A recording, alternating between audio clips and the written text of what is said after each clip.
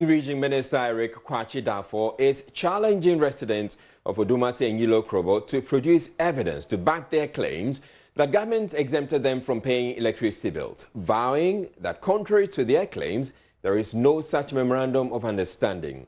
Residents of the two towns have been up in arms with the electricity company PDS over what they describe as outrageous tariffs billed them. An ensuing protest on Wednesday resulted in one death, with others injured after police opened fire. The regional minister at a RECSEC meeting at Odumase Krobo said the stance taken by the residents is illegal. The confusions that have started and have gone on for some time could be attributed to a seeming misunderstanding and misrepresentation of the fact that people in the Krobo land should not pay electricity bills. I have been told on several occasions, and people, opinion leaders, people who are actually knowledgeable in this community have gone ahead to justify why they should not pay electricity bills. If you push them to justify, to prove, there has not been any evidence, whether verbal, whether recorded or on paper. I have had the occasion to go to some of the divisional chiefs, to even go up to the corner, the paramount chief, and the secretary, to inquire as to the veracity of the existence of such a fact. And that is the reason why today when we came, unfortunately, he is within the jurisdiction. We have to go to his palace. And I believe all of you were there. You heard him clear. And he said to us that when he assumed the reins of the traditional area, he discovered that his people, his predecessors, had been paying light bills, and he had evidence to prove. And for all the time that he has been cornered, he... Now, the residents during Wednesday's protest blocked the town's road to keep out the PDS officers who were being escorted to disconnect the main transformer that supplies power to the town. The PDS team was said to have been pelted with stones with the windscreen of one of their pickup vehicles, smashed in the process. The team, however, managed to carry out the exercise. Now, dissatisfied with the turn of events, the residents insisted on meeting the MCU to address the issue, but police officers dispatched to calling of the municipal assembly offices reportedly opened fire on them. A 14-year-old boy was hit in the process, killing him instantly. The Somenya district engineer of PDS, Tete Apam, says, contrary to claims the company has failed to resolve issues of outrageous billing, they have undertaken a series of public forums to educate residents. We have done enough education. The church, the assemblies can testify. We have done enough education.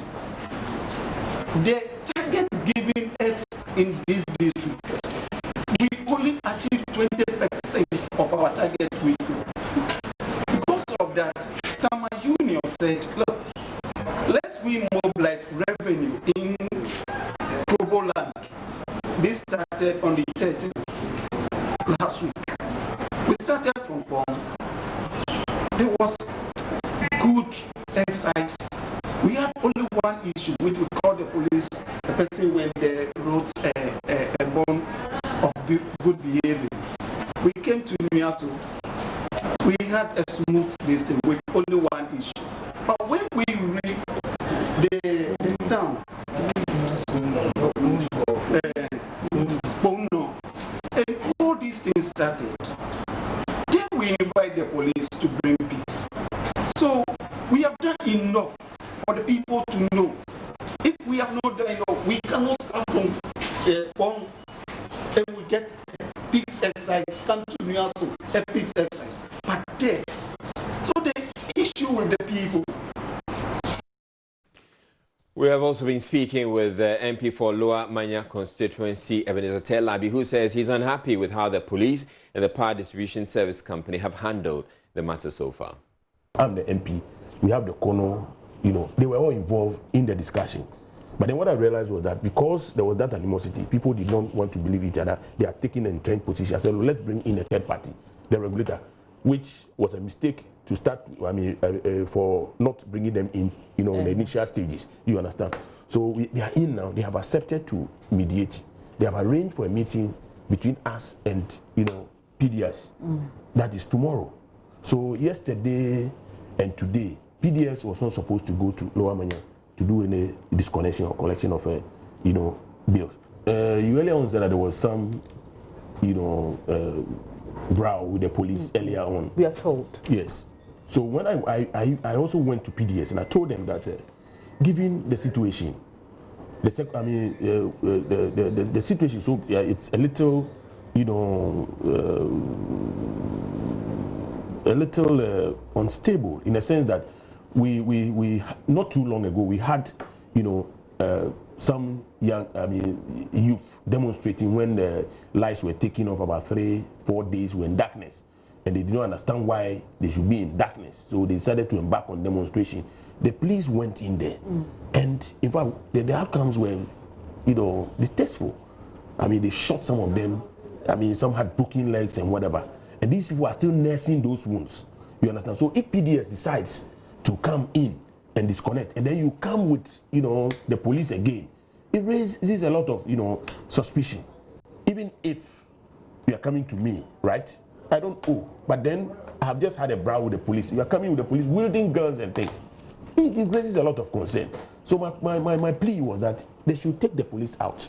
Let's adapt other means of getting the people to pay their bills. And my emphasis again, the people of Lower Manya are not saying they won't pay electricity bill.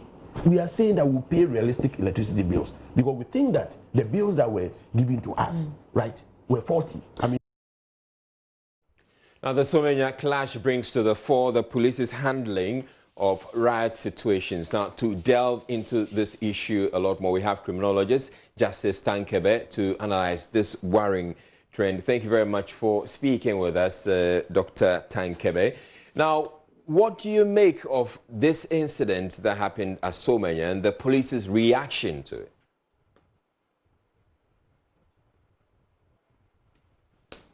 I think those the incidents are unfortunate, but we need to really ask ourselves the nature of the police's handling of public order situations. Of course, each demonstration is in some way unique, but we have to try to ask ourselves what sort of preparation goes into policing public order situations, and under what circumstances could officers be using weapons or firearms in the way that have resulted in the death of some individuals. My own view is that, especially of demonstrations of this kind, under no circumstances should officers go there with these sort of equipment, and that these organizations should not be the fall guy for other institutions, and that police need to work more to try to see how, in situations like this, they can communicate with the leaders of protesters before the protest, during the protest, and even after the protest. And I think the greater the communication between them, the better they can avoid some of these unfortunate outcomes. No, Dr. Tankebe, you're saying that the police should, under no circumstance, go to the scene with live ammunition? For what purpose? For what purpose? Because in this instance, the police talk about the fact that their lives at a point was threatened. Their lives were threatened, and they had no choice. Because if they had not taken that action, they probably would have been picking up their body bags. Anytime police have got to use force of the kind that we saw, we already know that policing tactic for that particular event has already failed, right? Because policing demonstrations doesn't start from the day of the demonstration. It starts way before the demonstration. What knowledge do we have of the group? Who are their leaders? What kind of communication that goes on before and during the demonstrations? And is forceful response of that kind the best first response to such instances? And I think, as we've had the opportunity to discuss in other contexts, when policing public order situations like this, the police have got first and foremost to think about their legitimacy, to think about public confidence in them. It's not a question of there being a law that allows police officers to use force under certain circumstances. You can always pass that legality test, but it's such a basic test that the police should not dwell so much on that. They should think more about the nature of the training that they give to officers so that they can engage more in problem solving, know when to withdraw, how to use other resources available to them to deal with certain situations like this.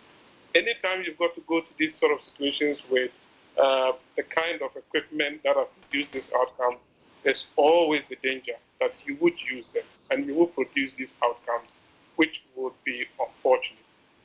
Dr. Tankebe, let's look at the scenario where the police find themselves, it's a spontaneous riot, they didn't quite prepare for it, and they're facing this kind of threat. How would you advise they handle the situation? Yes, you would have spontaneous demonstrations, but you see, policing almost every event like this, as I said earlier, doesn't start on the day. You have police officers at the local level, community police officers in some cases. What sort of investment, what sort of intelligence do they have on the movement within those communities? And what do they do about that?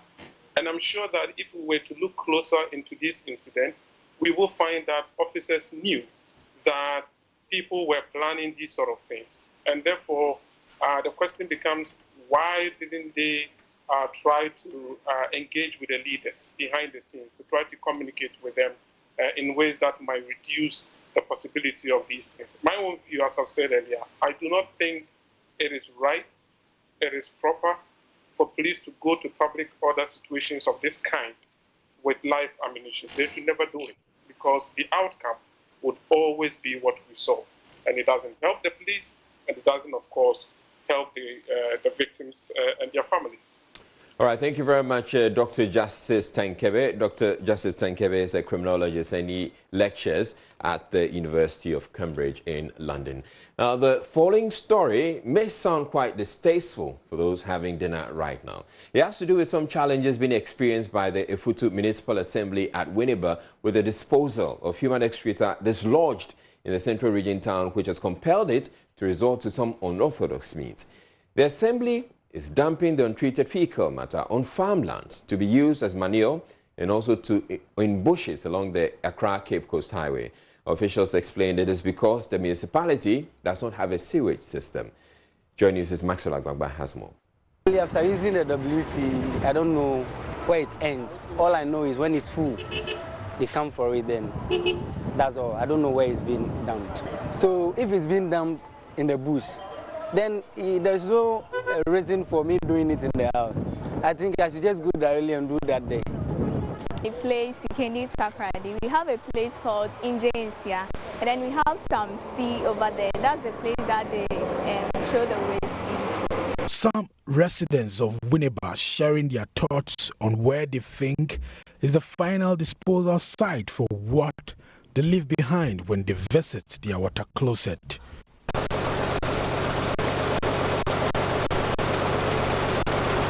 Here in the bush around Winneba Junction, I'm told, directly opposite the driver vehicle and licensing authority office here. Well, what is happening behind me is a cesspit, truck dislodging its content here inside this bush. It's just about 100 meters away from the main Accra Cape Coast Road, and this is where a Efutu Municipal Assembly usually dump their liquid fecal matter. Yes, right here. Chief Executive Office of the Ifutu Municipal Assembly, Alfred Ninsen, says the assembly has stopped dumping liquid waste into the sea. They do not have anywhere to dump it now. Farms and the land along the Accra-Cape Coast Highway have become the final disposal sites for the assembly. He is aware of the environmental pollution, but says they do not have any alternative. All the MMDs, they have a difficulty in disposing of this liquid waste. The Futu, it has been the process that we dump into the sea. Now we are dumping into farms, open lands for farming as a manure. So that's what we've been doing. And not that we are directly dumping onto plants and seeds. No, we are very comfortable doing that. But our monitors can, every quarter we have monitors from our region, Cape Coast, coming to look at the way we dispose of our liquid waste, especially liquid waste and other solid waste. So the advice that what the practice is not very good. Hygienically, it's not very good. So we should rather find a better way of disposing them. I've now met the Environmental Health Officer of the Ifutu Municipal Assembly, Juliana Nati. She says haphazard dumping of liquid waste has serious health implications. There are so many health implications about dumping the liquid waste there. In the first place, we don't know where some people might fetch their water. Some of these villages, maybe they depend on some streams and rivers. So when you dump this waste there, you don't know where it will wash this waste and then dump it into the drinking water of some people. And they can easily get cholera, typhoid, and all those diarrhea diseases.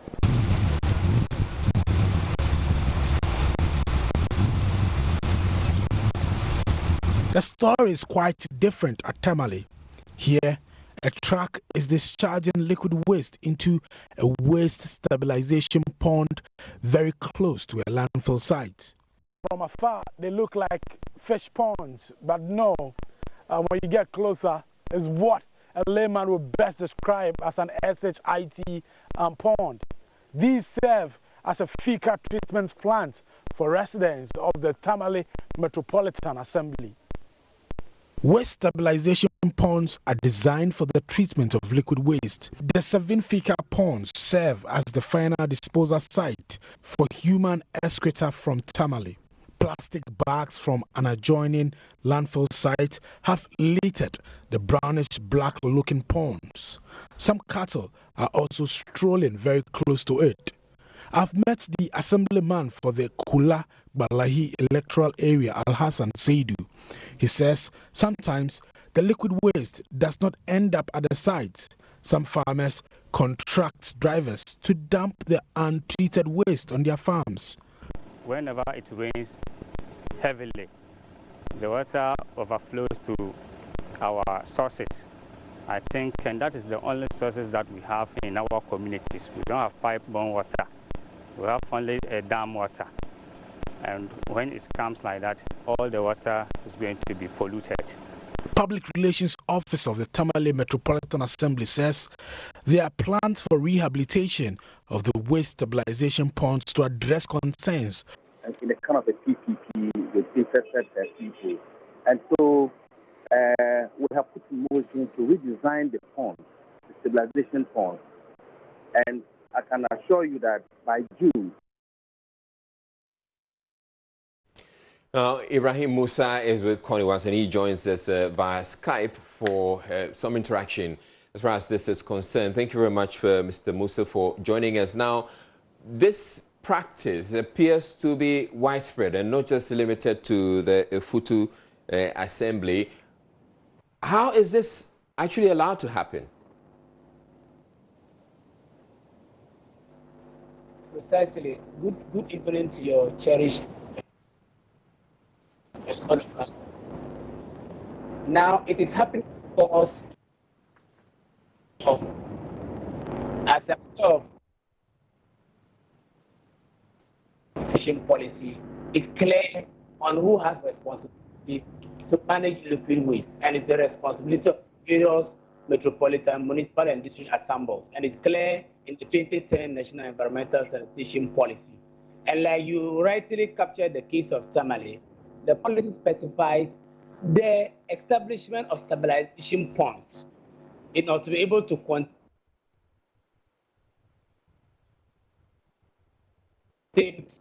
enforcement before it can then be actually disposed into any environment. That allows liquid waste to be dumped anyhow with careless abandon has itself to be blamed. And that assembly can be taken on by right-minded individuals in this country. Is this something that you intend to push as CONIWAS? Yes. As I said now, the reason why CONIWAS is hastening slowly on that aspect is because the country, led by the Ministry of Sanitation and Water Resources, and one or two big donors are currently engaged in public. And so when this is done, hopefully it will streamline some of these things. But as it stands now, the existing policy is clear that the various metropolitan, municipal, and district assemblies are supposed to lead. And the policy is also clear that they have to get the support of the private sector. And so which private sector is doing what? They have to regulate that private sector to ensure that the environment is not polluted, because they are polluting water bodies. You know, there are serious health implications if it is allowed to go on. And the other aspect of it is that as part of the enabling environment issues, the private sector must be supported to also get the right equipment in terms of treatment machines and other facilities to ensure that this kind of, because this investment is heavy, and some of the private sector agencies on their own cannot be able to leverage any capital unless the enabling environment is strong, i.e. the interest rate regimes from banks. Are they able to contract loans to bring in machinery? And what can the government of Ghana do to help the private sector, even as it's spelled out in the policy? All right, thank you very much. We've been speaking with Ibrahim Musa with CONIWAS, and moving on to other stories. Punish perpetrators of the Yawasu West Wuogon by-election violence before passing the Vigilantism bill. That's the charge from the opposition NDC to Parliament. According to the Director of International Relations of the party, Alex Segbefia, such decisive action will send a strong signal of the commitment to curb vigilantism. The Vigilantism bill, which is currently before Parliament's Constitutional, Legal and Parliamentary Affairs Committee, is expected to outlaw vigilantism and ban its related activities when passed. Already, the two major political parties in the country have committed to ending that canker in an ongoing dialogue being moderated by the National Peace Council. At the stakeholders forum on the bill, Dr. Segbefia, without mincing words, described the bill as a premature legislation. Also, we note that the legislation is not retrospective. So anything that is done now does not cover anything that has happened in the past. And we are concerned that it is perhaps a lack of show of political will. Why do we say that?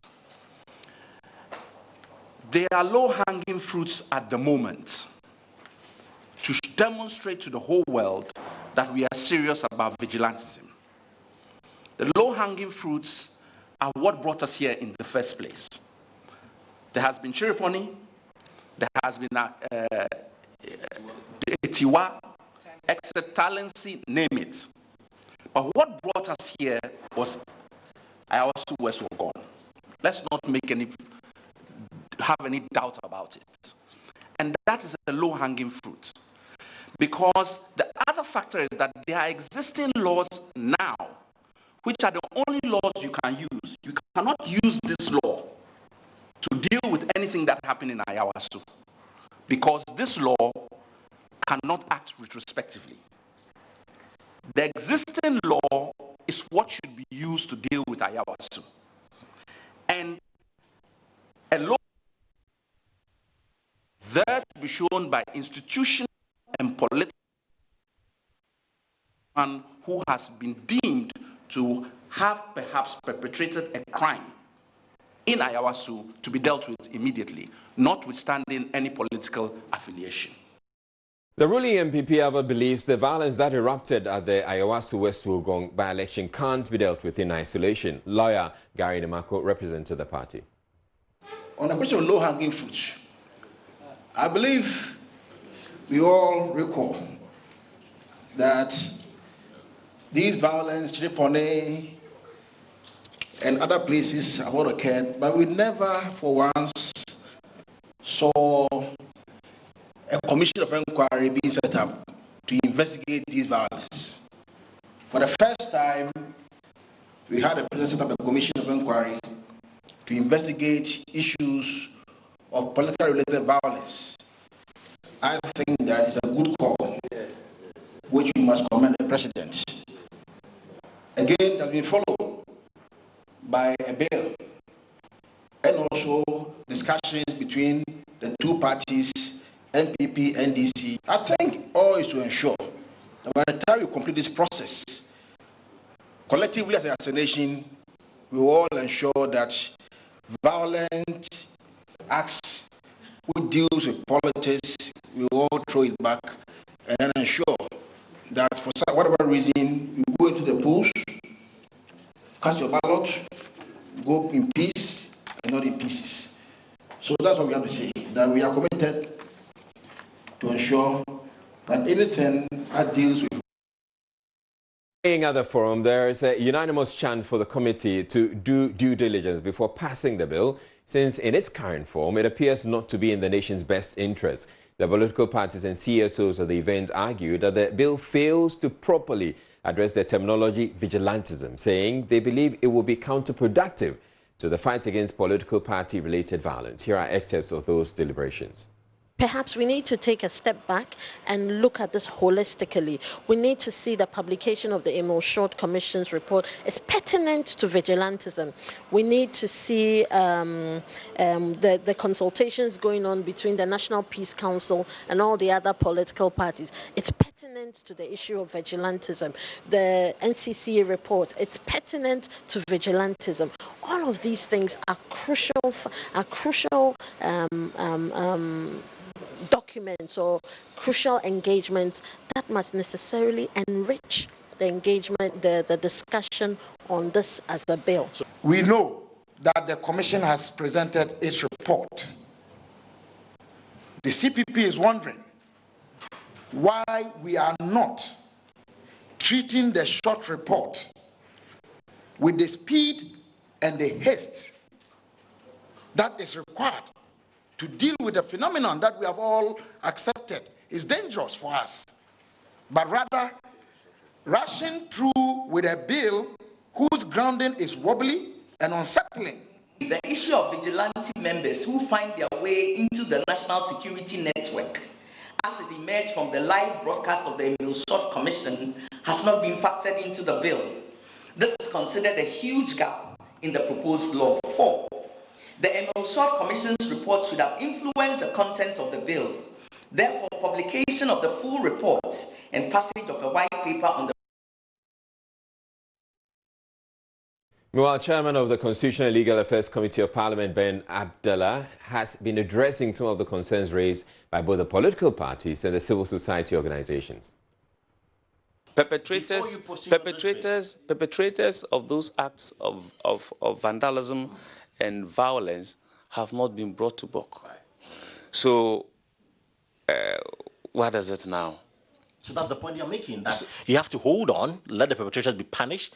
The recommendation from the Emil Short Commission should be factored into the bill. So clearly, the committee and government is rushing with this bill. In fact, the NDC described it as being premature. No, this bill is different. This bill is different. And this bill, when even passed today, cannot in law retroactively apply to acts of violence that were perpetrated before the rebirth or before the birth of this law. those acts of lawlessness can be dealt with under a different regime. So this is intended to deal with a different set of issues altogether. But Chairman, you agree with me that your committee, I mean, has been tasked to look into this bill because of what happened at the Ayawaso West Wagon. And because of that, some say you have to wait, factor into what the Emotion Commission before you proceed.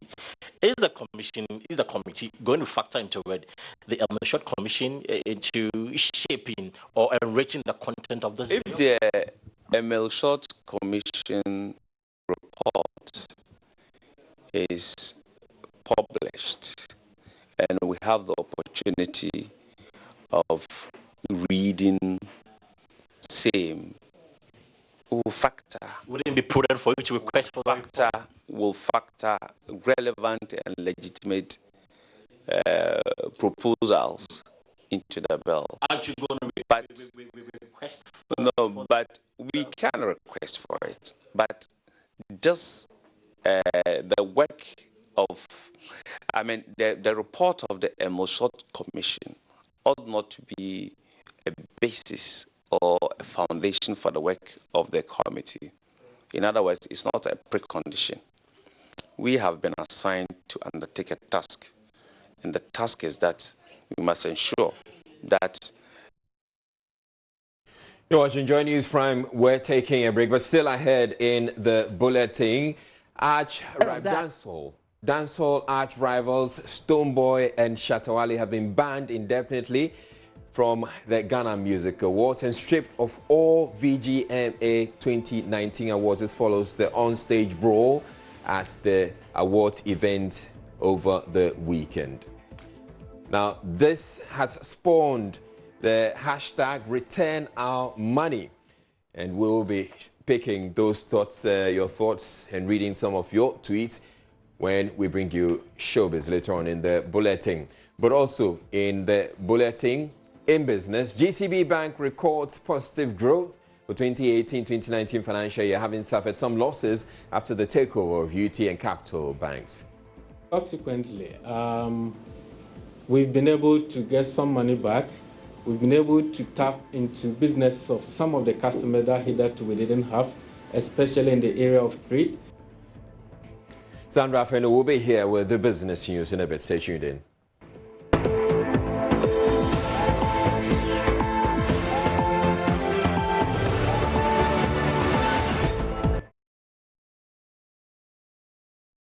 There's a stretch of road riddled with potholes and gaping gullies with narrow drains. That stretch connects Ablekuma to Manhyang and adjoining communities in the Gan West municipality in Accra. Residents have over the years embarked on several protests to demand that the road be fixed, but to no avail. Latif Idris, who reported about the road in 2017, went back and reports chiefs in the area have vowed to reject what they describe as government temporary fixes.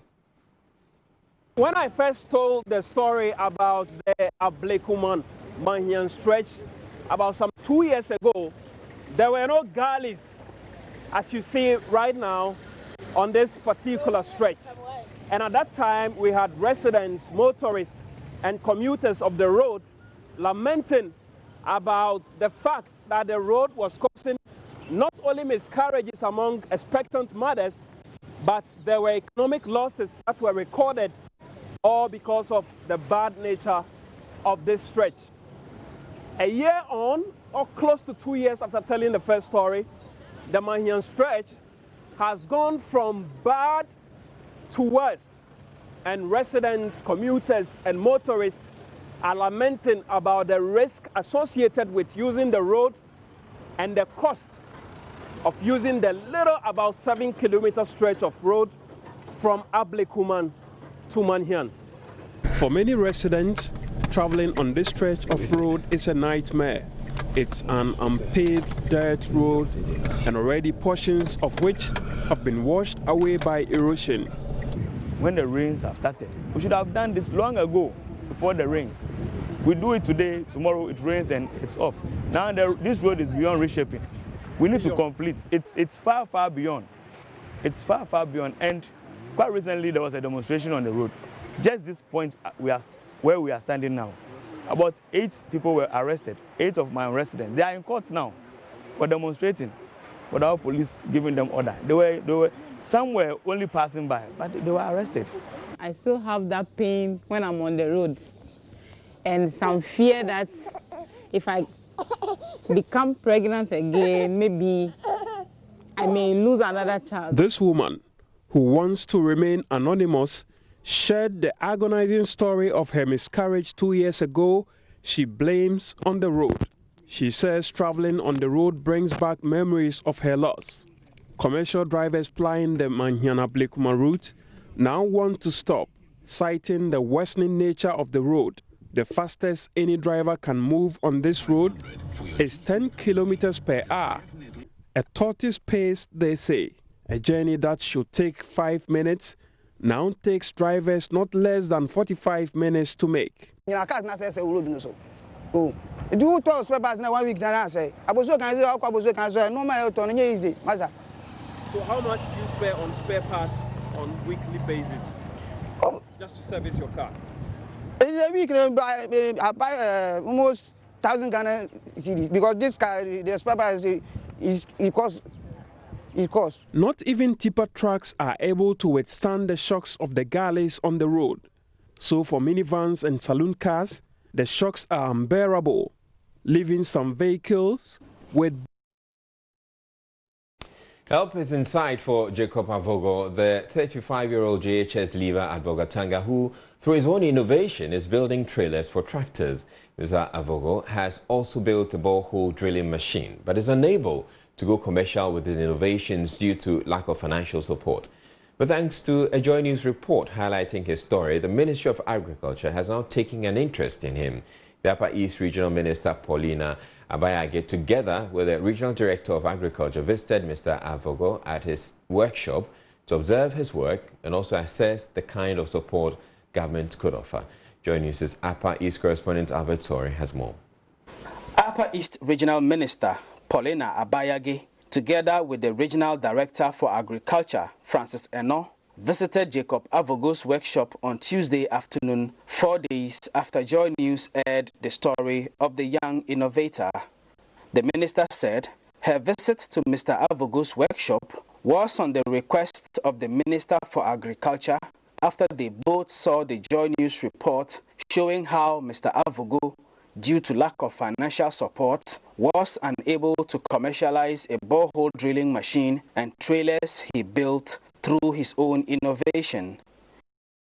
So we saw the news item, courtesy the Joy News reporter for the Upper East region, Albert Sori, and I had a discussion with the Minister for Agriculture because this is it. If we want Ghana to improve, we want agriculture to improve, we want our young men and women to improve on their lives, we need interventions like this. So I sent him the video and we had a discussion. So he actually charged me to charge the Regional Director of Agriculture, to charge the Regional Agricultural Engineer to come and then study what this young man is doing. You know, coming inside this yard and seeing that he's doing what he's doing from virtually nothing, it's mind-boggling. The Upper East Regional Director of Agriculture, Francis Eno, said he had been in touch with Mr. Avogo prior to this visit and that his office was discussing some ideas with him on the best ways to utilize his potential. There's a great potential in him. And looking at his background too and what he is doing, he really needs support. If you look at this trailer that he has bought, he has the gift. Everything is in the mind, is in the brain. That with the little support and with our mechanization coming, the agriculture engineering also supporting it, I think we'll be able to do a lot of the simple machines that we need for our farmers. Also in the company of the Upper East Regional Minister was the Regional Agriculture Engineer, who is tasked to look at Mr. Avogo's innovations and offer professional support and advice. Jacob Avogo was hopeful that the visit would go a long way to get him the support he needs to finally achieve the vision he has of his innovative ideas. With regards to the borehole drilling rig, I actually have a plan which we need to drill boreholes with high yielding, and then we mechanize them with solar panels. So let's say if you have like 5 acres land, we put Rainbow 5,000 or 10,000, that's poly tank, 10,000 liters. 3 of them in the 5-acre land, we position them, then we lay the pipes, either metal pipes or PVC pipes with corks. Before she left, the Upper East Regional Minister promised that her office was going to send a business proposal based on Mr. Avogo's ideas to the office of the Agric Minister. So the most important thing is for the ministry to work on the proposal that we are going to send from this region. And then even if they'll pilot him, they'll give him a small contract as a pilot for him to do the work, and then subsequent to that, when he's able to do big jobs, when he's able to do the pilot and they are impressed, then we can get a bigger contract. She later sent her personal donation of 2,000 Ghana cedis. She used to live a life of misery, pain and stigma due to a devastating childbirth injury known as obstetric fistula. The condition made her leak urine. That is the story of Abna Maya Mau, whose situation was featured in a recent Joy News Hotline documentary titled Twisted by Birth. But now there is good news after the broadcast, because Abna has undergone a successful surgery. As Ghana joins the rest of the world to mark International Day to End Obstetric Fistula, Joy News' Beryl Ernestine Aresta travels back to Abna's village in Muna in the Central Region to find out how she's living her new life. If it weren't for Joy News, I would still have been in this helpless situation. Now I am free and healed. That was Abna describing how hopeless her situation was a few months ago. Her story has changed now, and she feels like a real woman. This is the extent to which the terrible medical condition called obstetric fistula had stripped Abna of her self-esteem and dignity. In April 2018, when we visited, the pain and shame inflicted on her as a result of leaking urine made her harbor suicidal thoughts. I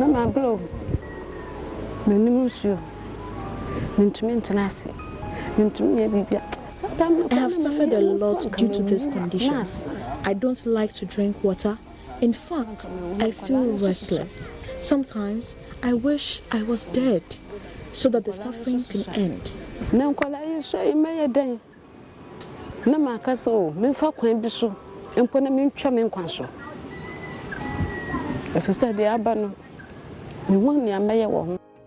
I am back here again at Imuna to meet Abna. This time around, Abna is elated. She's beaming with smiles as she welcomes me. This is because her days of anguish, despair and hopelessness are over. Abna is optimistic about the future now because she has successfully undergone surgery at the Catholic Women's Hospital in Mankasim. My situation is better now. In fact, God has been good to me. Thanks to Joy News too. Dr. Gabriel Ganyaglo is an obstetrician gynecologist and a trained fistula surgeon at the Kolebu Teaching Hospital. He was part of the medical team that operated on Abna. According to him, Abna benefited from the 100 in 100 initiative launched as part of the commemoration of the International Day to End Obstetric Fistula in 2018 by the United Nations Population Fund, UNFPA and its partners. Very interesting to note that they had to take your documentary for us to see that they were there. Access Bank paid for all the surgeries for that cohort of fistula patients. And indeed, they have an arrangement with the Mercy Women's Catholic Hospital in Mankasim, where they have pledged to pay for 100 fistula repairs. So Abna benefited from that package. Life beyond repair can have intense emotional, social and economic impact on women and their families. Abna tells me how she now depends on the support of family to survive after her successful surgery.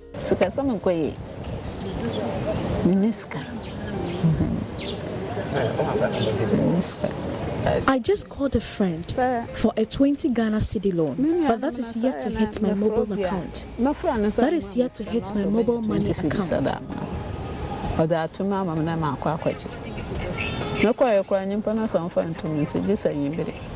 Unlike Abna, who is fortunate to have benefited from free surgery facilitated by UNFPA, Access Bank, and the Catholic Women's Hospital, Grace Esieku hasn't.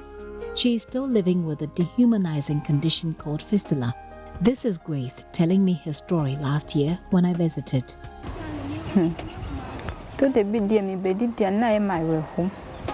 Because yes, and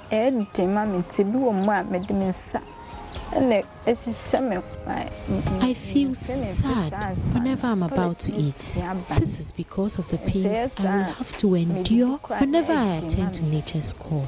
Sometimes I have to beg in order to eat.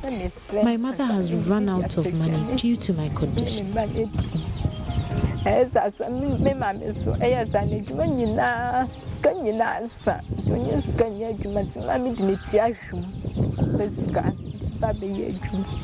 According to Dr. Ganyaglo, Grace's case is complex and it is one that requires different specialists. Injury sometimes is such that it's impossible to do it in one step, and you may have to do what we call a multi-stage repair.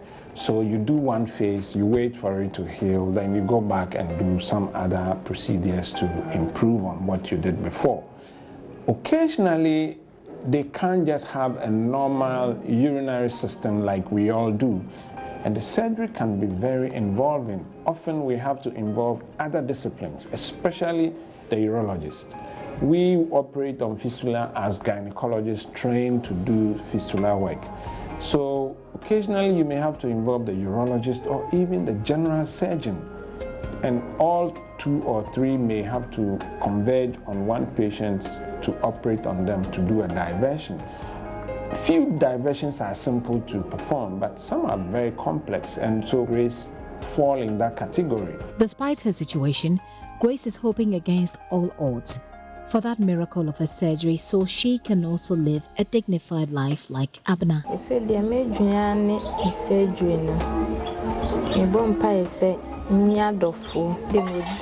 Currently, all I think of is my surgery. I am appealing for financial assistance so that I can undergo it. A successful surgery does not mark the end of the woes to fistula survivors. A lot more is required to alleviate or make life worth living for them.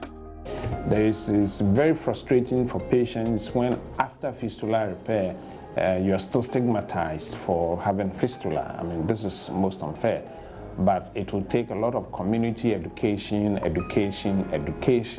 to get the mindset to change that when you have fistula, you can get cured, and once you're cured, you no longer have fistula, and you are like every normal person. It's a very complex medical scenario. The best solution would be to prevent it, but once it happens, the cost elements are in different areas, and government cannot do it alone. So we need others to come on board.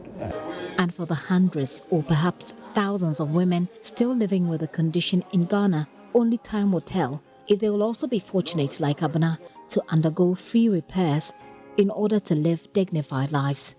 Beryl Ernestina Richter's report for Joy News.